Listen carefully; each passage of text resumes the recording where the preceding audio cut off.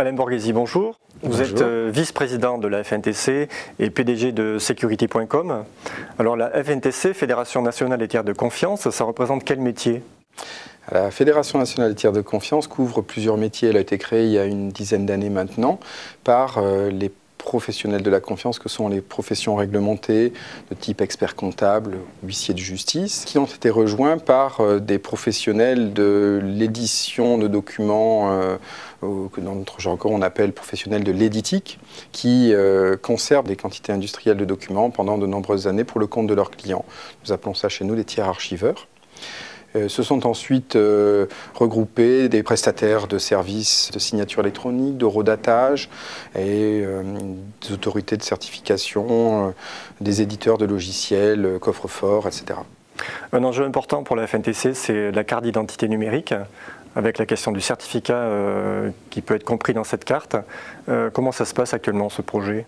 Alors l'État a bien avancé dans son projet de carte nationale d'identité électronique, qui est une carte nationale d'identité sur un nouveau support, qui ressemble à une carte de crédit, dans laquelle il y a beaucoup d'éléments de sécurité, notamment biométriques, et la possibilité pour le citoyen de demander l'introduction dans cette carte de certificats électroniques qui vont lui permettre de s'authentifier de façon sécurisée, voire de signer électroniquement, et donc d'utiliser Internet avec un niveau de confiance bien plus important qu'aujourd'hui.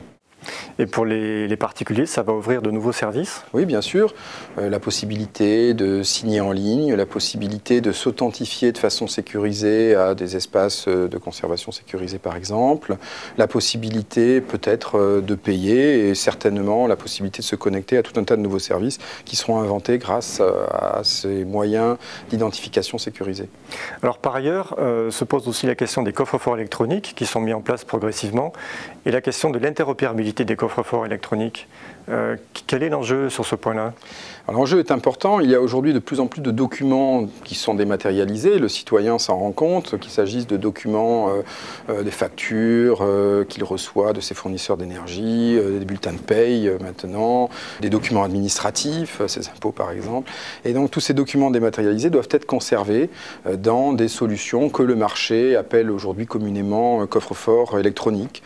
Il a aussi besoin d'avoir une garantie de pérennité dans une durée assez longue, on lui souhaite en tout cas, qui est une durée viagée, une durée de sa vie, pour conserver ces informations et d'avoir aussi la capacité de pouvoir changer d'un coffre à un autre.